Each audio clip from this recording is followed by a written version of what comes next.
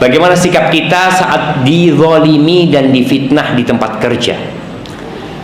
Atasan saya sering mempersulit urusan saya.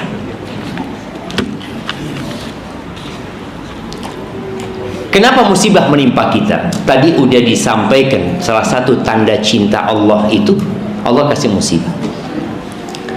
Dan Allah mengatakan di ayat lainnya bahwa musibah menimpa gara-gara dosa. Ma asabaka min hasanatin faminallah. Kebaikan yang menimpamu itu dari Allah. Wa ma asabaka min sayyi'atin famin nafsik. Dan keburukan yang menimpamu itu dari dirimu sendiri. Maka tatkala engkau dizalimin sama atasannya, maka lihatlah, boleh jadi engkau menzalimin dirimu sendiri. Boleh jadi banyak dosa-dosa yang kau lakukan. Boleh jadi doamu kurang. Dengan dizalimin engkau jadi banyak berdoa. Jadi berbaik sangka. Dan apa sikap kita menghadapi orang yang menzalimin kita? Yang pertama, kita bisa membalas kezaliman dengan yang setimpal. Salah satunya dengan mendoakan keburukan. Gimana cara mendoakan keburukan orang yang menzalimin kita? Ya doakan, ya Allah berikan hukuman kepada dia. Boleh jangan antum doanya ngawur. Ya Allah, mudah-mudahan kebakaran rumahnya, anak-anaknya mati semua. Nggak boleh cuma. Jadi, karena boleh jadi doa kita melebihi kezaliman dia. Akhirnya kita yang zalim sama dia. Maka kalau mendoakan, doakan yang sudah Allah berikan hukuman kepada dia sesuai dengan yang dia lakukan. Itu boleh. Tapi jangan sampai berlebih. Atau antum punya pilihan memaafkan dia. Sebelum memaafkan, mungkin pilihannya antum nuntut di akhirat. Sudah, saya tuntut di akhirat nanti. Selesai. Yang ketiga, antum maafkan dia. Mana yang lebih baik? Iya, memaafkan lebih baik kalau itu memang memperbaiki dia. Allah mengatakan faman afa wa aslaha fa ajruhu 'ala Allah. Barang siapa yang memaafkan dan memperbaiki, maka pahalanya Allah yang menanggung. Karena ada orang-orang yang nggak pantas dimaafkan. Ada orang jangan dimaafkan, laporkan ke polisi dia. Kalau dia dimaafkan, dia akan menzalimi orang lain lagi.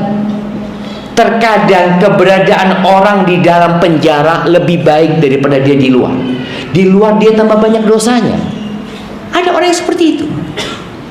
Jadi ingat, ada orang yang dimaafkan karena pantas dimaafkan dan itu akan memperbaiki dia. Tapi ada orang yang kalau dimaafkan malah tambah jadi. Ada kejadian ya. Seorang suami nikah dengan seorang wanita, dapat berapa lama dibunuh istrinya. Akhirnya dia dipenjara, kemudian dikisos. Ternyata di penjara dia bertobat, dia jadi menghafal Quran, ya ini itu. Pas hari dia hendak dihukum kisos, mertuanya kesian, dimaafkan. Setelah dimaafkan, dilihat anaknya ini soleh, akhirnya dinikahkan sama adiknya. Masya Allah. Dapat setahun atau berapa lama, dibunuh lagi adik. Iya, ada orang-orang yang sakit, yang tadi yang nggak pantas dimaafkan. Ketika dia dimaafkan, akan lebih banyak lagi korbannya. Maka ingat, memaafkan itu kalau memperbaiki. Kalau ternyata kita memaafkan dia tambah jadi, ya jangan dimaafkan. Wah, anak ini dapat pahala yang besar dari Allah Azza wa Jalla. Allah mengatakan faman afa wa aslah. Barang siapa yang memaafkan dan memperbaiki. Sekali lagi, ada orang-orang yang tidak pantas dimaafkan, dilaporkan ke penjara. Lebih baik kayak gitu. Ada orang yang utang nggak bayar-bayar. Tuh. Pernah lihat orang kayak gitu? Coba lihat kanan kiri antum. Mungkin ada di sini. Ngomong-ngomong, antum sudah kenal nggak dengan yang di kanan kiri antum? Antum kenal sama yang baju biru? Sama yang kacamata? Enggak juga, bayangin jamaah, duduk bareng dari tadi nggak kenalan jamaah, kenalan sekarang. Tanya, nah semuanya kenalan jamaah, bukan cuma dia. Ana nggak akan lanjutkan jawab ini kecuali antum kenalan dulu. Tanya namanya, kemudian dari mana, kerjanya apa.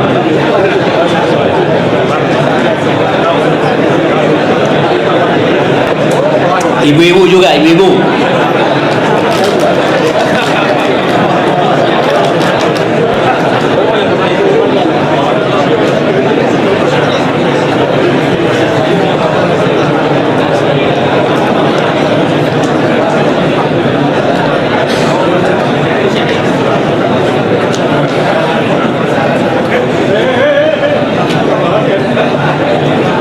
Nah, sudah jemaah.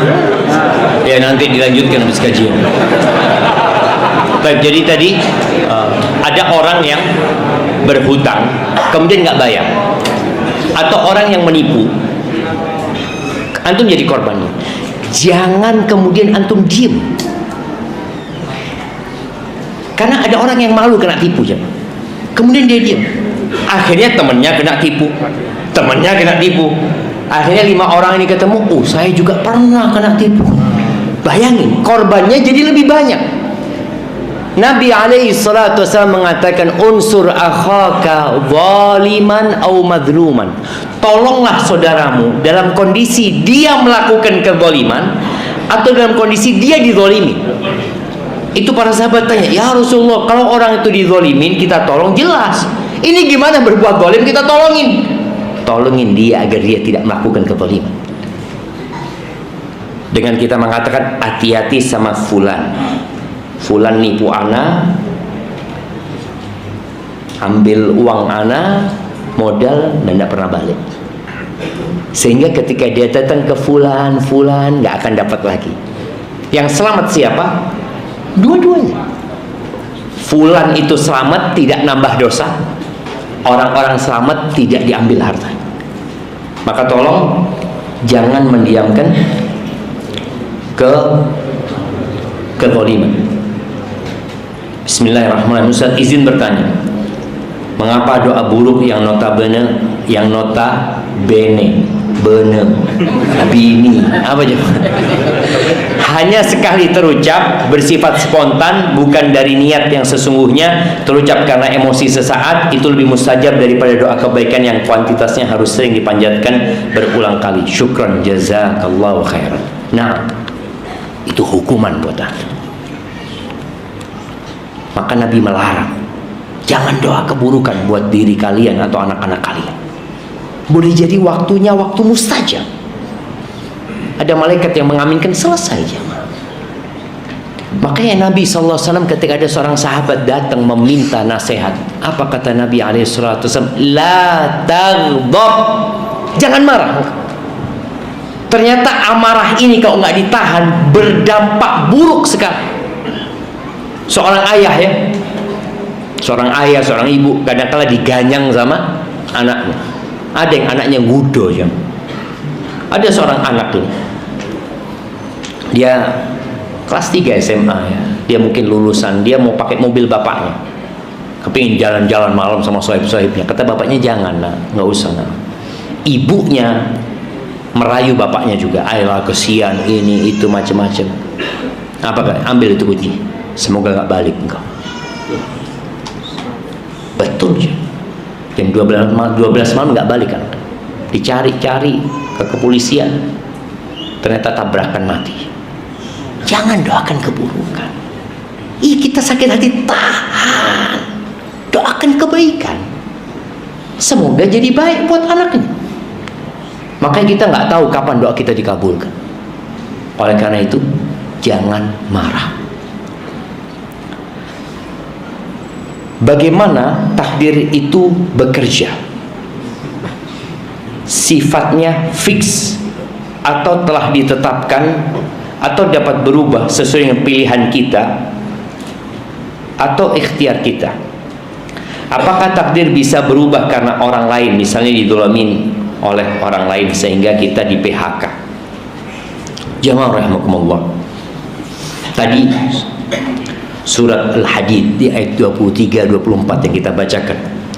ma asaba min musibatin fil ardi wala fi anfusikum illa fi kitabin min qabli an nabra'ah.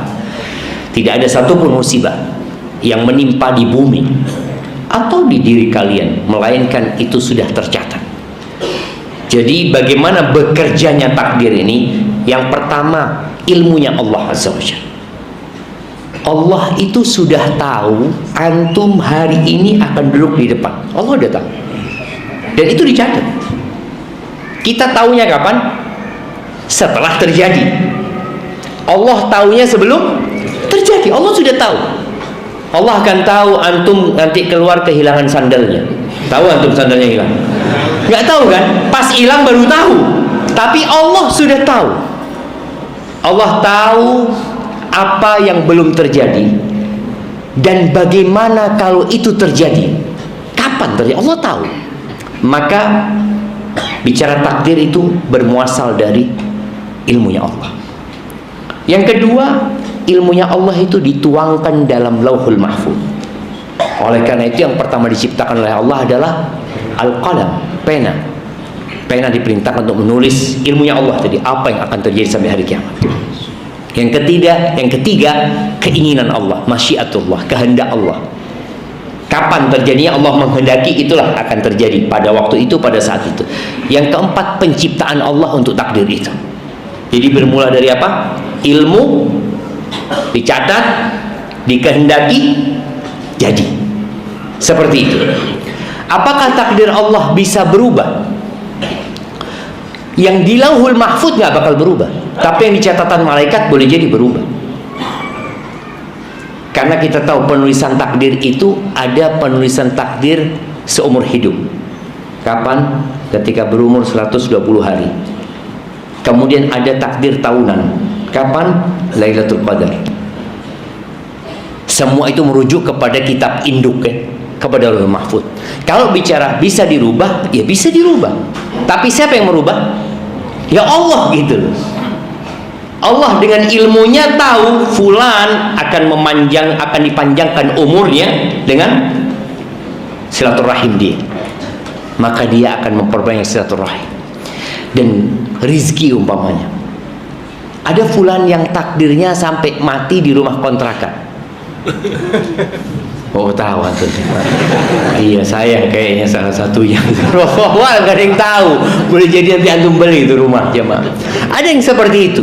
Orang ini berusaha sekuat tenaga. Itu kewajiban kita. Jadi takdir itu rahasia Allah Azza wa Jalla. Tugas kita beramal, berusaha, tapi jangan lupa bertawakal. Nyerahkan semuanya kepada Allah Azza wa Jalla. Karena dunia ini ujian. Dan pembagian rizki, pembagian kedudukan, kenyamanan, kelezatan di dunia ini bukan berlandaskan amalan, bukan. Enggak. Kita kadang-kala sering guyon sama sahib kita ya. Ketika sandalnya hilang, tergantung amalan mas. Amalan. Enggak. Ada orang yang nggak pernah sholat kayak Raya. Ada orang yang sholatnya rajin, masya Allah miskin. Kita bisa bandingkan antara Nabi Musa dan Fir'aun. Enggak. Jadi bicara takdir itu berusaha. Apa yang diperintahkan Allah kerjakan. Ketika engkau mendapatkan sesuatu yang tidak menyenangkan, katakan inna lillahi wa inna ilaihi raji'un. Tayyib. Istri ana. Ini kalau sudah istri ana harus minumnya.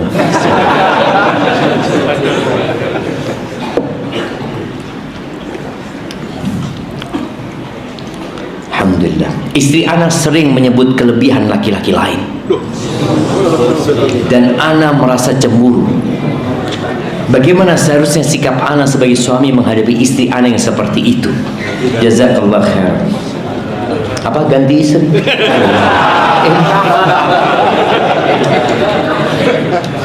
Jamaah rahimakumullah. Perempuan itu bengkok. Antum diangkat menjadi pemimpin. Dan sekali lagi ya, ketika Nabi SAW menjelaskan wanita itu bengkok, akalnya kurang, agamanya kurang, itu bukan untuk merendahkan wanita, bukan. Tapi agar laki-laki tidak salah menyikapi wanita. Terus apa yang harus dilakukan menghadapi istri yang bengkok? Salah satunya menyebutkan laki-laki lain. Ya kasih nasihat. Cari waktu yang tepat di malam hari, belikan coklat atau apa, terus minta sama dia, engkau tidak akan pernah bahagia ketika engkau membandingkan dengan orang lain. Masya Allah. Siap? Berapa menit lagi? 11 menit lagi kita. Nah, engkau tidak akan pernah berbahagia. Betul juga. Ketika orang sudah membandingkan dengan orang lain, nggak akan pernah bahagia. Maka engkau syukuri aku kayak gini. Engkau katakan fulan seperti itu yang engkau lihat. Engkau nggak tahu bagaimana dia sebenarnya. Dan kebanyakan orang itu ketika membandingkan, dia tidak fair. Dia membandingkan yang terbaik di A dengan yang terburuk di B. Nggak bakal ketemu. Ketika seorang anak lulusan, dia datang ke orang tuanya bawa rapot. Ayah, ini nilaiku. Dilihat sama ayahnya, nilainya 93 apa 97. Ayahnya mengatakan barakallahu fiik, masya Allah. Nah, ya. Terus dilihat lagi sama ayahnya, ternyata ranking 3 aja. Mulai sayang ayah. Siapa yang ranking pertama? Fulan. Kenapa bukan engkau? Kebahagiaan itu langsung hilang karena dia membandingkan. Seharusnya dia ini, alhamdulillah nak, makasih banyak nak, semoga ke depan kau bisa jadi juara 1.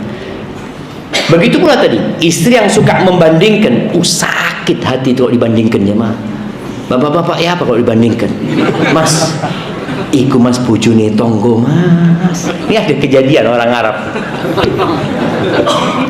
Bang, kata dia, iya, engkau tahu bang, suaminya fulana, iya, fulana akan meninggalkan, iya, sama suaminya dibangunkan masjid wakaf buat istri. Bayangin bang. Apa kata suaminya? Iya, sebenarnya aku sudah ada tanah yang aku mau wakafkan, cuma engkau aja udah mati-mati. Mati sudah tak bangunkan masjid kerja. Loh iya ini jemaah. Artinya dia itu, siapa sakit hatinya suami gitu jemaah, dibanding nol jemaah. Itu tadi, engkau kasih nasihat istri, enggak dia. Iya, aku seperti ini, punya banyak kekurangan. Kalau engkau menerima aku, ahlan wa sahlan. Tapi kalau engkau mau jadi istrinya fulan, ya terserah gitu. Betul loh jemaah. Jadi kadang-kala kita perlu duduk sama perempuan, dan ketika perempuan itu dikasih nasihat tidak mau mendengarkan, apa yang dilakukan oleh suami? Pisah ranjang. Pisah ranjang. Tidak mampu anak saya, tidak mampu ya bismillah. Sudah itu. Betul. Karena pisah ranjang ini untuk menunjukkan keseriusan suami. Jangan deh, jangan. Ada cerita seorang laki-laki yang duduk sama istrinya di bawah terangnya rembulan. Masya Allah. Akhirnya sang suami ngomong sama istrinya, istriku, engkau lihat purnama itu? Iya bang. Kenapa bang? Engkau lebih indah dari purnama itu. Allah. Ini ada orang lewat, mendengar seperti itu, punya ide jemaah. Dia mau ngomong sama istrinya. Pulang dia sampai rumah. Dedek sini dek, kata dia. Bawa keluar, dek, engkau lihat rembulan itu? Apa kata istrinya? Emangnya saya buta? Ya kelihatan. Nggak jadi sudah. Jadi kan tadi nggak bisa kita. Yang terjadi sama orang belum tentu terjadi sama kita. Memang kudu sabar gitu ya, kudu sabar. Tapi tadi ada proses yang harus dilakukan mendidik istri kita. Boleh jadi memang ya antum harus lebih baik lagi sama istri antum. Nah, ana mau nanya, bagaimana mengatasi futur yang berkepanjangan? Ana lulusan pondok, tapi saat ini malah kembali terjerumus dalam dalam mendengarkan musik. Mohon nasihatnya Ustaz. Wallahi jamaah, kenapa Nabi SAW mengajarkan doa kepada kita, ya muqallibal qulub tsabbit qalbi ala dinik, ya musarrifal qulub sarrif qulubana ala ta'atik. Karena memang hati itu bolak-balik. Nih lulusan pesantren yang mungkin dia punya hafalan Quran, bisa hilang hafalan Qurannya, bahkan bisa murtad. Perjalanan kepada Allah ini ada banyak begal yang menanti. Ada 4 begal. Siapa yang mau nyebutkan? 4 begal yang menanti kita dalam perjalanan kita menuju kepada Allah Azza wa Jalla. Nah, setan, nafsu. Setan pasti. Iya, nafsu. Egois sama nafsu kurang lebih lah konjonya. Iya. Terus 4. Kurang 2 ini. Nah, iya antum. Setan, hawa nafsu. Diri sendiri sama teman. Iya, nafsu itu diri sendiri. Nafsu sama teman. Ada yang lengkap. Nah, dunia, setan, hawa, nafsu. Hawa itu keinginan, kecondongan. Nafsu itu jiwa. Kayaknya antum yang berhak dapat jamaah, Masya Allah. Ayo kasihkan. Nah, itu jamaah. Jadi dunia, kita berpikir dunia ini, ya Allah, menyenangkan. Dunia ini seperti wanita tua renta yang dihias sama mual. Tahu mual tuh?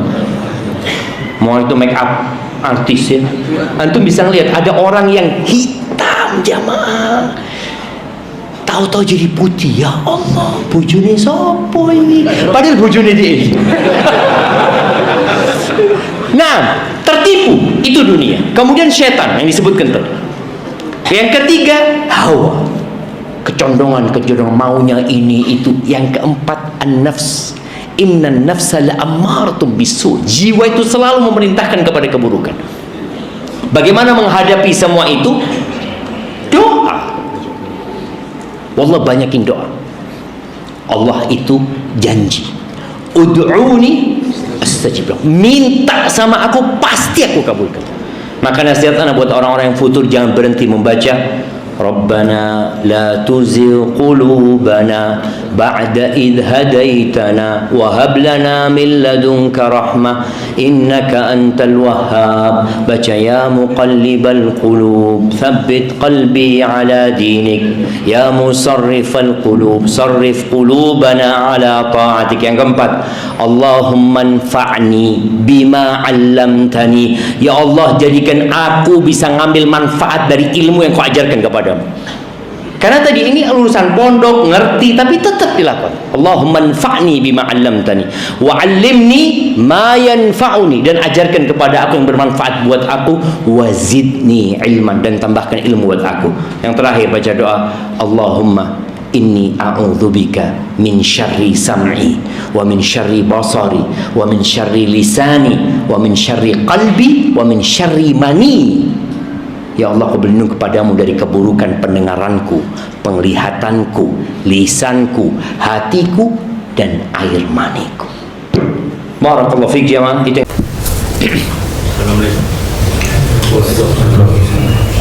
Assalamualaikum warahmatullahi wabarakatuh. Waalaikumsalam warahmatullahi wabarakatuh. Mohon izin kembali ke soal dakwah. Saya mau petunjuk Pak Ustaz, bagaimana cara kita menyuruh bos kita untuk sholat. Bos ini ya. Misalnya pada saat azan, beliau ini masih bercengkrama, apakah langsung saya dakwahi mereka ataukah memberi contoh sholat di depannya? Nah. Terima kasih. Waalaikumsalam warahmatullahi wabarakatuh. Baik, ini sebenarnya kembali kepada kondisi bos kita. Tadi kita sudah memberikan contoh, manusia itu berbeda-beda. Ada orang yang gila hormat, ada orang yang suka harta, ada orang yang perlu cinta. Kemudian kita juga tadi bicarakan termasuk hak dia, nggak boleh kita lecehkan di depan orang. Mendakwain bos nggak sama dengan mendakwain anak buah. Anak buah tinggal, sini sholat. Masa bos masjid bos? Masa bos kayak gitu masjid? Nggak mungkin lah. Ada caranya. Gimana caranya? Mungkin bisa ngomong, bos udah azan, nggak mau sholat dulu kita. Artinya bukan kita suruh, kita seakan-akan mengajak gitu loh. Seperti itu. Kadang sana berangkat dulu. Yalah.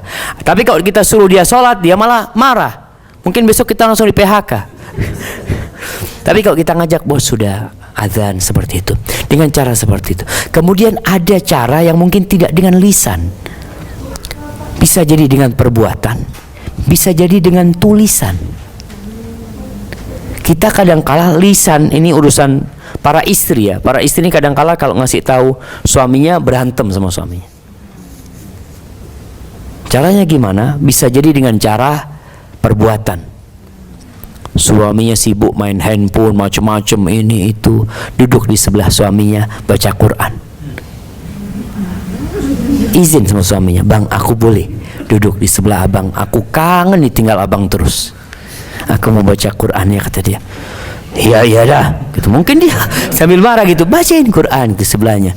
Artinya lama kelamaan mudah-mudahan lantunan ayat-ayat itu masuk ke hatinya sambil dibaca artinya ya.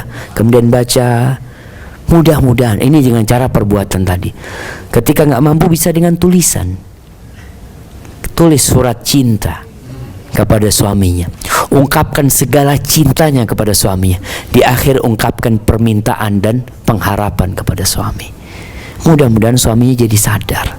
Soalnya kalau kita menulis, kita bisa memilih kata-kata yang paling baik, yang paling halus. Tapi kalau ngomong kadang-kala sakit hati, sama berantem sama suaminya. Jadi sama bos pun seperti itu. Kita lihat, bisa jadi dengan cara kita beli buku. Kita sampaikan, bos, ana dapat buku bos, coba ini mungkin buku menyesatkan, kayaknya bos bisa mengkoreksi lah apa gitu kan. Oh iya siap, itu bos kalau jadi korektor dibaca sama dia, karena dia jadi korektor. Tapi kalau bos, kayaknya bos ini perlu baca ini supaya nggak masuk neraka bos. Itu nggak tepat lah. Jadi ada caranya lah, ada seperti itu. Bismillahirrahmanirrahim. Assalamualaikum warahmatullahi wabarakatuh. Waalaikumsalam warahmatullahi wabarakatuh. Semoga Allah senantiasa melindungi Ustaz dan para jemaah di sini. Amin. Saya izin bertanya Ustaz, ini kan tadi Ustaz berceramah tentang bagaimana kita mendakwah sekitar kita. Nah, sementara diri kita ini juga masih baru belajar Ustaz. Itu seperti apa ya Ustaz? Karena kan kita juga takut terkesan berdakwah atau mendakwah, tapi ilmu kita maksimal Ustaz, seperti itu. Terima kasih. Masya Allah, barakallahu fikum. Iya, pertanyaan yang menarik jamaah tentang bagaimana kita berdakwah sedangkan kita masih pas-pasan ilmunya, baru belajar. Jadi sebenarnya orang yang bertugas berdakwah itu adalah kullu muslimin mukallaf. Setiap muslim yang baligh, yang berakal, yang mukallaf dia sudah. Laki-laki atau wanita, orang alim atau orang awam. Ana tekankan, orang alim atau orang awam punya kewajiban berdakwah, iya. Hanya saja orang yang alim ini berdakwah dengan ilmunya, dengan hikmahnya. Adapun orang yang awam, dia tidak boleh berdakwah kecuali dengan sesuatu yang dia tahu ilmunya dan dengan cara yang bijak. Kemudian dia juga tidak boleh berfatwa kecuali dengan ilmu. Artinya kalau kita hanya punya ilmu tentang sholat, siapa yang tidak tahu hukum sholat ya? Semua tahu. Lihat saudaranya nggak sholat, apakah dia akan mengatakan, Ustadz masa saya mau berdakwah, saya kan bukan ustadz, saya belum pernah di pesantren, tapi engkau tahu hukumnya sholat wajib dan dia nggak sholat dan engkau mendiamkannya, dia akan dihisap jemaah. Maka orang awam ini punya kewajiban menyampaikan dengan bijak apa ilmu-ilmu yang dia tahu jemaah. Yang nggak tahu jangan, maka nggak boleh berfatwa. Kalau dia tanya apa hukumnya ini, wallahu alam, ana nggak tahu. Tapi yang ana tahu, sholat itu wajib. Lihat saudaranya, lihat pembantunya mungkin nggak puasa. Apakah dia katakan, Ustadz, ana kan bukan Ustadz, masa ana berdakwah sama dia? Engkau melihat dia tidak puasa dan engkau tahu hukumnya puasa, rukun Islam, lalu engkau mengatakan saya nggak bisa menyampaikan kepada dia, maka engkau wajib menyampaikan. Kalau nggak mampu menyampaikan, panggil orang, nih tolong sampaikan nih Ustadz, ini nggak puasa ini Ustadz. Ana pernah diundang di beberapa perusahaan, masya Allah jemaah. Ana datang salah satu pabrik rokok maksudnya, lagi acara di hotel, ini Ramadan jemaah. Ana lihat ya Allah, wajah-wajahnya memang wajah-wajah ya yang jauh lah dari agama. Tapi kesempatan, artinya mungkin pemiliknya tidak bisa menyampaikan. Mungkin ada ikhwan di sana yang ana nggak bisa nyampaikan, Ustaz. Ana panggil Ustaz datang, Ustaz, sampaikan kepada mereka, Ustaz. Artinya tugas kita itu menyampaikan. Lewat siapa? Lewat ana, lewat teman ana, lewat siapa? Yang penting dakwah ini sampai kepada mereka. Tapi sekali lagi, orang awam nggak boleh berfatwa kecuali dengan ilmunya. Karena kata Nabi SAW, balighu anni walau ayat, sampaikan dari aku walaupun satu ayat. Artinya ada ilmunya. Ilmunya cuma satu ayat, enggak apa-apa. Jangan dengar Ustadz 2 ayat, pulang 5 ayat keluar. Dari mana itu yang 3? Seperti itu. Wallahu a'lam bishawab. Naam. Baik, sambil nunggu, ini ada pertanyaan. Bismillah, semoga Allah membalas kebaikan hati Ustaz Syafiq dan para jamaah. Amin. YRA. Apa YRA jamaah? Jadi doa sekarang minimalis juga jemaah. Doa singkatan. Doa mohon sama Allah disingkat. Jangan. Katakan ya Rabbal Alamin. Tulis itu ya Rabbal Alamin. Bagaimana jika mendakwain anak sambung? Sambungan dari mana maksudnya? Anak suami. Bagaimana jika mendakwain anak sambung sedangkan anak dari suami masih ada? Bagaimana jika mendakwain anak sambung sedangkan anak dari suami masih ada ibu kandungnya? Sampai sejauh mana kita sebagai ibu sambung bisa mendakwain? Jamaah rahimakumullah, anak ini menjadi tanggung jawab ayah. Ketika terjadi perceraian, ini buat yang bercerai dan semoga nggak ada yang cerai. Ketika terjadi perceraian, tugas ayah kepada anaknya itu tidak ada yang berubah. Tidak ada yang berubah. Karena apa? Nggak ada yang namanya mantan anak dan mantan ayah. Oh, ini mantan ayah ana dulu ketika ibu ana masih ini. Nggak ada, itu tetap bapakmu. Sehingga kewajiban memberikan nafkah, kewajiban mendidik itu kewajiban bapaknya. Ketika anak itu ikut ibunya, yang bertanggung jawab tetap bapaknya. Jangan seorang ayah mengatakan dia kan ibunya Ustaz. Ya sudah, nanti ibunya yang tanggung jawab. Engkau sebagai bapaknya. Tuh anak sampai kiamat nasabnya kepadamu. Nggak ada kepada ibunya. Tetap bawa nama bapaknya. Makanya janda-janda itu, janda cerai, seharusnya tidak bingung dengan anaknya. Karena kewajiban memberikan nafkah tetap full. Anak katakan full 100% kewajiban bapaknya. Ibunya mau bantu silahkan. Bahkan ayahnya kasih mantan istrinya, kalau mantan istrinya merawat anak-anaknya butuh biaya, kau bayar. Itu tanggung jawab bapaknya. Sehingga kalau dikatakan ini anak samu, tanggung jawab siapa? Tanggung jawab suami. Suaminya anti, tanggung jawab bapaknya. Jadi ketika anti di rumah itu, suami bawa, suami menikah dengan harapan dia punya istri bisa mendidik anaknya dia. Maka dikasih tahu, aku mau nikah, aku bawa anak. Mau apa enggak? Dan perempuan seharusnya enggak bawa anak. Kenapa? Karena ikut sama bapaknya. Namun ketika anak itu belum balik kan memang sama ibunya ya. Anak itu sama ibunya. Ketika anak itu sudah balik, dia bisa memilih dia milih sama ayahnya, silahkan. Maka tolong bagi para wanita yang mungkin dia menikah dengan suami yang sudah punya anak, maka anak itu adalah tanggung jawab suaminya, dan engkau sebagai istri dari laki-laki tersebut, ya mau tidak mau taat dan patuh kepada suami. Suami mengatakan tolong dijaga anak-anakku, seperti itu. Adapun ibu kandungnya, ya sudah, mungkin dia sudah menikah, mungkin dia juga sama ngerawat anaknya orang ketika dia menikah dengan laki-laki yang sudah punya anak, seperti itu. Hadza wallahu a'lam bissawab. Nah, silahkan. Salah. Tadi saya mau menyambung, memberi contoh lain dari pertanyaan yang pertama itu, misalkan ketika tadi ketemu orang sholat ketika waktu yang tidak boleh sholat, sementara itu rasanya orang, kita tahu bahwa itu tidak boleh, tapi kita nggak tahu kalau tanya dalilnya mana.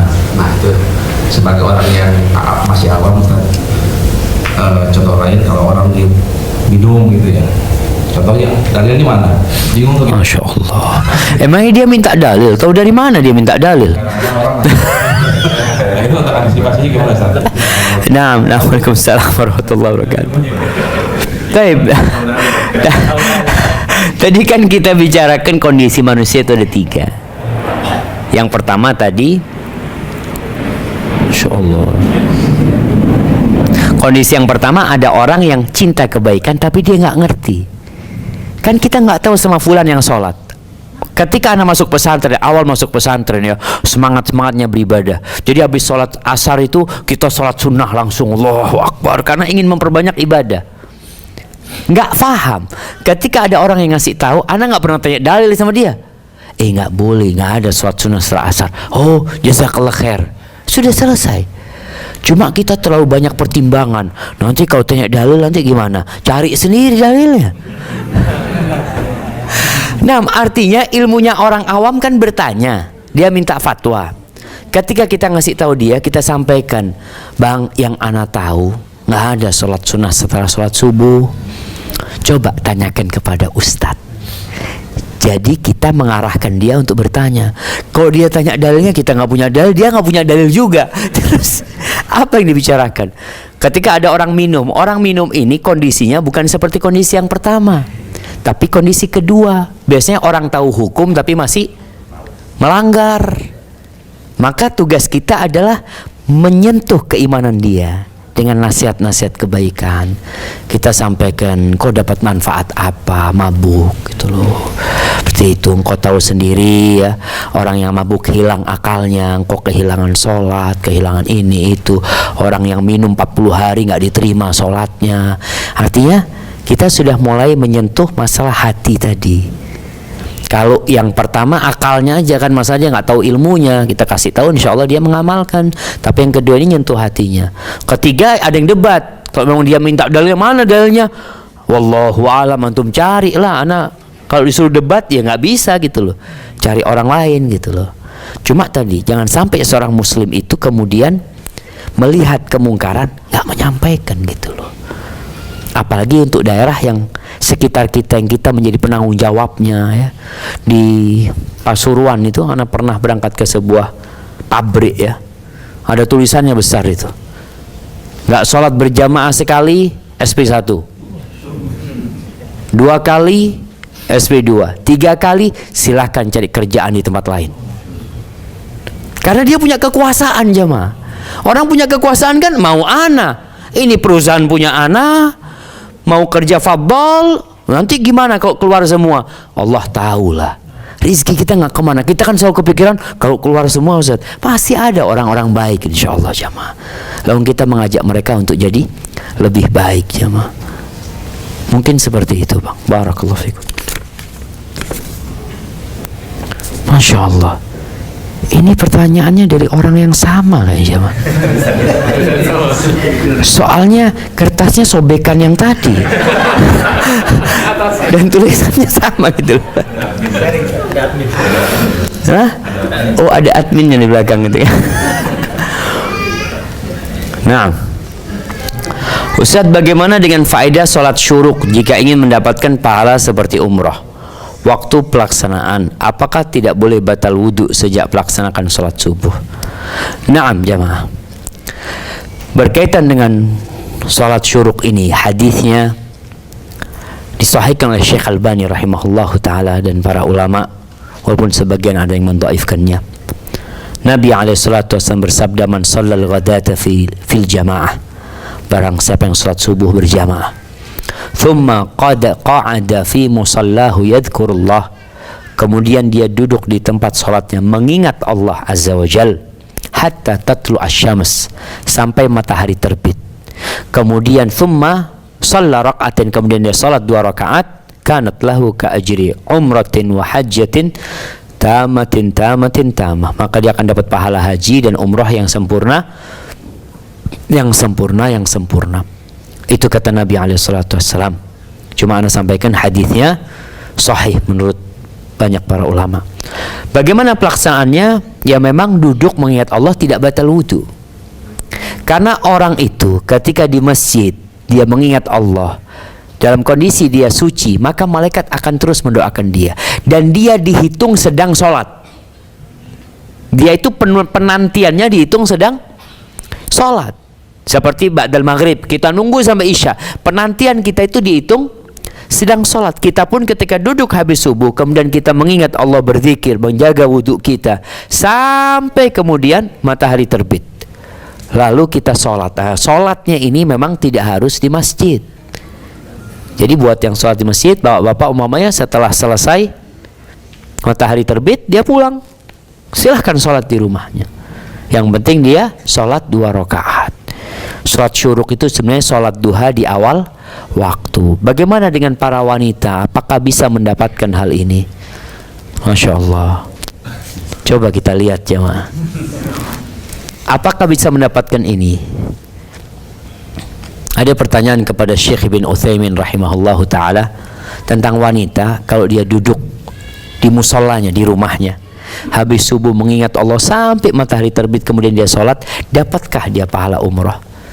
Syekh Ibn Utsaimin mengatakan wallahu a'lam, kata beliau, yang jelas dia berada dalam kebaikan yang banyak. Tapi kalau dapat itu nggak tahu, mungkin enggak. Tapi Syekh bin Baz rahimahullahu ta'ala berpendapat insya Allah dia dapat. Bicara tentang rahmat Allah itu luas sekali. Maka amalkan. Nggak perlu anak kalau nggak dapat ngapain tadi, nggak perlu. Karena sejatinya yang kita lakukan semuanya ibadah, semua dicintai oleh Allah Subhanahu Wa Taala. Hanya saja yang dibicarakan fadilah itu dapat apa enggak. Karena fadilahnya disebutkan buat yang sholat di masjid, sedangkan perempuan tidak seperti laki-laki yang dianjurkan untuk ke masjid. Hadza wallahu a'lam bissawab. Assalamualaikum warahmatullahi wabarakatuh. Ustaz, saya punya teman non muslim dan suka berbuat baik tapi belum punya iman. Beliau suka mengumpulkan anak-anak yatim dan mewakafkan Al-Quran tapi belum bisa menerima Allah Ta'ala. Apa nasihat Ustaz dan bagaimana saya harus bersikap? Karena sedih mengetahui bahwa amalannya tidak diterima. Jazakumullahu khairan. Ini orang baik insya-Allah, tinggal perlu mendapatkan penjelasan yang tepat tentang Islam. Rasulullah SAW dulu ketika ketemu sama orang-orang seperti ini, yang beliau lakukan adalah membacakan Al-Quran kepada mereka. Beliau bacakan Al-Quran kepada mereka. Datang Abu Dzar radhiyallahu anhu, dibacakan Quran, masuk Islam tanpa arti karena orang Arab faham artinya.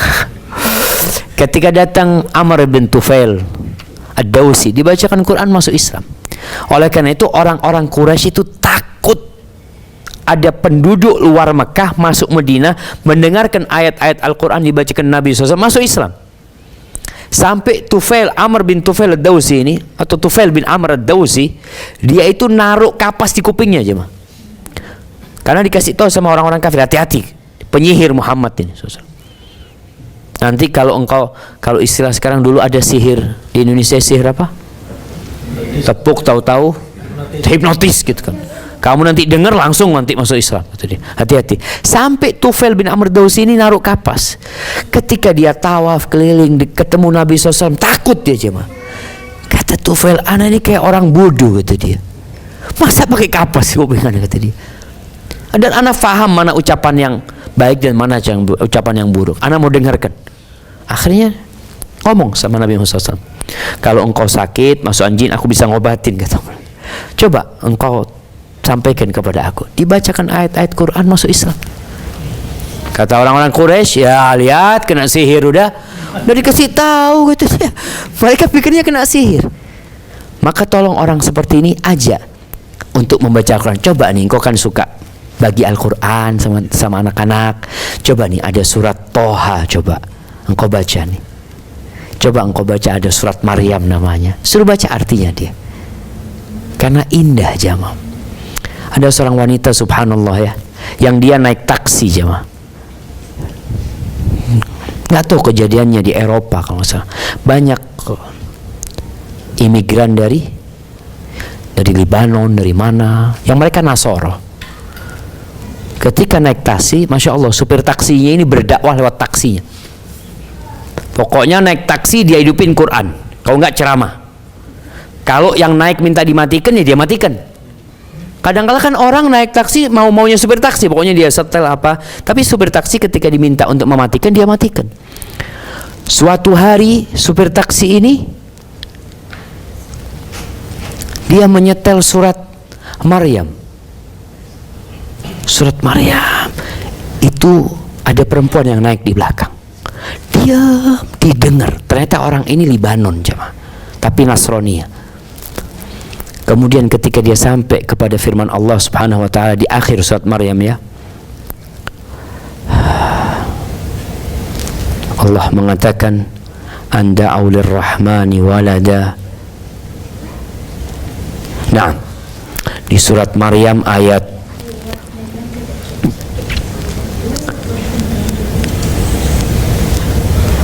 88 selanjutnya ya, anak akan bacakan artinya. Allah mengatakan wa qalu ittakhadzar rahmanu walada, dan mereka mengatakan Allah tuh punya anak. Kata mereka, laqad ji'tum syai'an idda, kalian telah mengucapkan ucapan atau perbuatan yang sangat memalukan jemaah dengan mengatakan Allah punya anak. Takadu samawatu yatafattarna min wa tanshaqqul ard wa takhirrul jibalu hadda. Hampir saja langit-langit itu terbelah dan gunung itu hancur, bumi itu pun terbelah gara-gara mereka mengatakan Allah punya anak. Gimana dikatakan Allah punya anak jemaah? Anda'u lirrahmani walada wa ma yanbaghi lirrahmani an yattakhidha walada. Perempuan itu dengar sambil nangis, dia minta, "Ana boleh minta kaset ini? Ana mengatakan Allah itu punya anak," kata dia. "Ana boleh minta kaset ini," kata dia. Dia ambil kaset itu, kemudian dia masuk Islam jemaah. Jadi ada hal-hal yang kita itu apa ya, membiarkan sebenarnya. Padahal ada cara. Di antara hak dia adalah kita pilihkan cara yang paling tepat. Apa sih cara yang paling tepat buat dia ini? Kita panggil guru, aku ingin kau datang ke rumahku lah. Kau kan suka bagi-bagi Quran. Nih aku ada seorang guru, mungkin kau mau dengarkan dari dia. Perkara dia nggak mau ya nantilah. Tapi kita jangan pesimis dulu. Barakallahu fikum. Nah, ini ada pertanyaan. Ketika seorang wanita muslim berganti agama, siapa yang kena hukumannya? Suaminya atau bapaknya? Padahal sudah bercerai dengan suaminya. Ahibati fillah, wala taziru waziratun wizra ukhra. Tidak mungkin dosa orang lain itu ditimpakan kepada yang enggak melakukannya. Tinggal sekarang kalau bicara orang tua kan bertanggung jawab. Orang tua punya kewajiban mendidik anaknya dengan benar. Kalau dia sudah mendidik anaknya dengan benar, kemudian anaknya murtad, maka kelak dia akan ditanya sama Allah Azza wa Jalla. Tinggal persiapkan jawaban. Anaknya Nabi Nuh alaihissalam kafir, anaknya Nabi. Apakah bapaknya ditanya? Bapaknya tentu akan diminta pertanggungjawaban. Tapi ketika dia menjawab dengan jawaban yang benar, selesai urusannya. Artinya sudah mendakwain, sudah ngasih, tapi dia memilih jalan hidupnya seperti itu. Tapi kita lihat Nabi Nuh alaihissalam nggak pernah berhenti mendakwain anaknya. Padahal sudah dewasa anaknya. Sampai ketika Nabi Nuh alaihissalam berada di atas perahu, ngelihat anaknya, dipanggil tuh anaknya. Ya bunayya irkam ma'ana. Anakku naik. Memang sudah bukan istrinya. Tapi kalau anak tidak pernah ada mantan anak, itu tetap anaknya. Bapak pun tetap wajib berdakwah. Jangan dikatakan udah dewasa, Ustaz, udah punya anak, udah urusan dia. Ketika melihat kemungkaran, jangan dari anak kita, dari orang lain pun kita wajib merubah kemungkaran tersebut. Bagaimana nih anak kita? Maka Nabi Muhammad SAW pernah tengah malam ya, sepertiga malam akhir ya, beliau itu bangunin Fatimah sama Ali yang sudah nikah. Dibangunin, ala tusallian. Kalian apa nggak mau sholat malam nih? Bangun, bangun, kata Nabi SAW. Subhanallah. Kita kadang-kala anak sudah nikah, sudah nggak diurusin. Mau sholat, nggak sholat, bukan urusan. Urusan kita, karena nggak ada mantan anak. Tetap kita, hanya saja ketika dia sudah menikah, ada suaminya yang juga bertanggung jawab. Seperti itu. Hadza wallahu a'lam bishawab. Baik jamaah, mungkin itu yang bisa Anda sampaikan. InsyaAllah kita masih ada PR bagaimana mengkaji apa kewajiban orang yang sudah didakwain ini. Kita yang sudah dengar dakwah, udah ngaji, apa kewajiban kita setelah itu, dengan harapan kita bisa mendapatkan ridha Allah Jalla Jalaluh. Hadza wallahu a'lam bishawab. Subhanakallahumma wa bihamdika asyhadu an la ilaha illa anta astaghfiruka wa atubu ilaik. Assalamualaikum warahmatullahi wabarakatuh.